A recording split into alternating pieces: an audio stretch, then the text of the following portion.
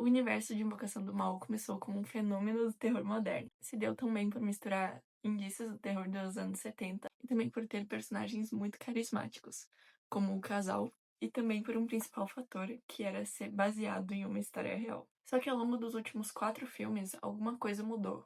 A crítica diminuiu, a opinião dos fãs piorou, e por quê? Afinal, por que a qualidade da franquia caiu tanto?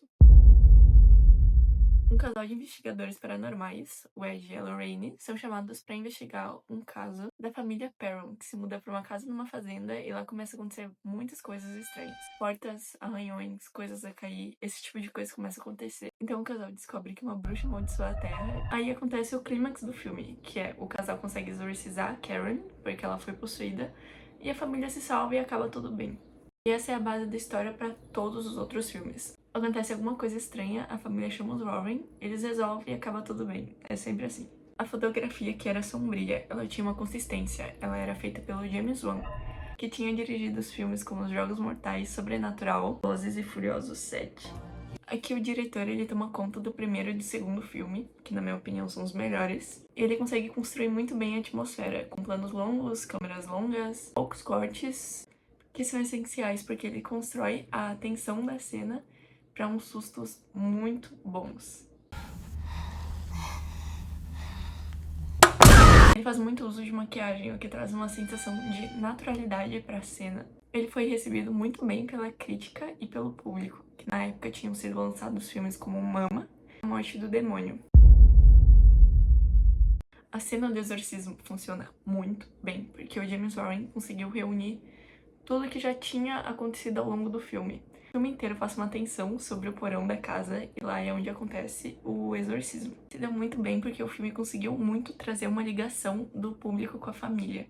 Já não era mais sobre expulsar o demônio da casa, era sobre conseguir salvar a mãe das crianças. James Wan, ao invés de depender só do CGI, ele usou maquiagens pesadas, também os movimentos corporais, que foram muito bons por causa da atriz. A cena é muito boa porque não é só o exorcismo, não é só susto, é a junção de tudo que James Wan conseguiu construir ao longo do filme numa parte só.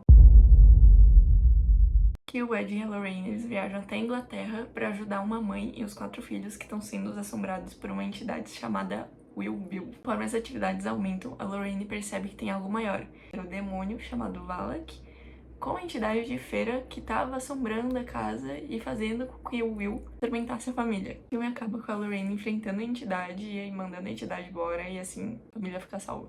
O James Wan continua com a mesma fotografia, as cores escuras, principalmente azuladas, para remeter à Inglaterra nos anos 70. O James Wan apela para CGI, principalmente eu acho que numa entidade só. Também mistura um pouco do ator, porque foi o mesmo ator que fez a Mama, que ele tem uma condição genética, uma síndrome, eu não vou saber explicar. Aqui o filme ainda foi muito bem recebido pelas críticas e pelos fãs, o filme é muito bom.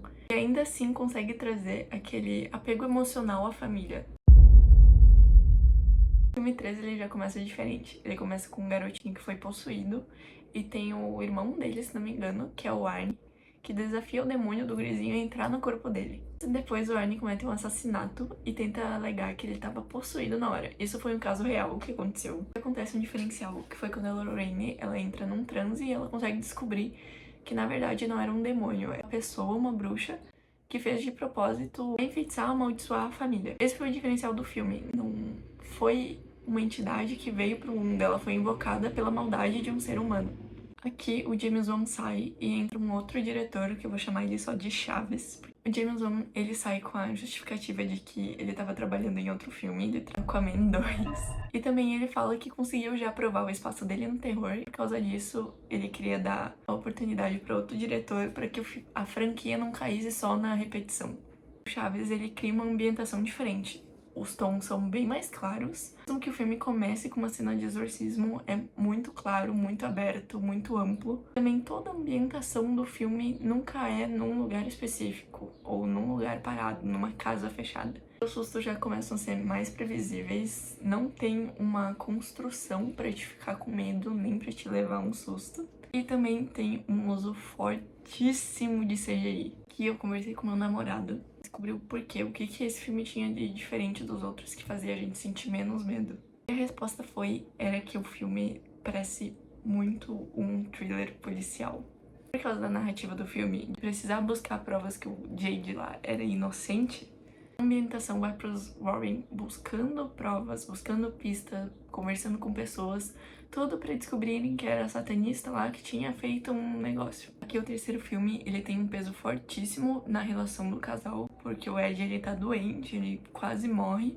Por causa disso que leva muito tempo entre o casal tentando buscar pistas, tu não consegue ter um apego com a família lá, com o cara que tá preso, sendo possuído por um demônio dentro da cela. E essa cena deles buscando pista, buscando pessoas, leva muito tempo no filme. Muito tempo mesmo. A relação deles se sobressai à relação da família no terceiro filme. O filme começa com algo pra te prender a atenção, que é o exorcismo lá no gurizinho. Tem grito, coisa caindo, coisa quebrando. Depois a tensão cai e volta, cai e volta. E essa é a sensação que o filme dá.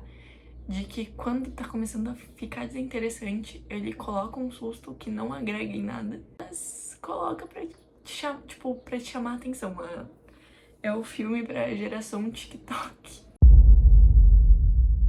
Que o Ed e a Lorraine, eles vão investigar um espelho que é amaldiçoado desde 1964. Aqui a filha deles, que é a Judy, vai investigar a morte do padre, que era um padre que aparecia em todas as sequências do filme. Um dia ela vai sozinha lá investigar eles. A Lauren descobre que ela tá lá e os três derrotam o espelho. Ah, vamos lá, quero ver. Roda o peão, roda! Deixa eu ver, tá rodando! Que a filmagem, ela já passa a sensação de que tentou resgatar o primeiro e o segundo filme, só que tem muito CGI, é um CGI muito ruim, é muito ruim. Movimento muito lento, que a principal desse filme é a Judy, só que você não tem ligação nenhuma com ela, porque nos outros filmes ela era criança. Tem uma cena lá pro final do filme que a Judy fica possuída, tu acha que vai começar a acontecer alguma coisa, que eles vão precisar exorcizar ela, só que não acontece nada. Parece que ela ficou possuída, ela jogou o cachorro da família na parede e passou a possessão dela.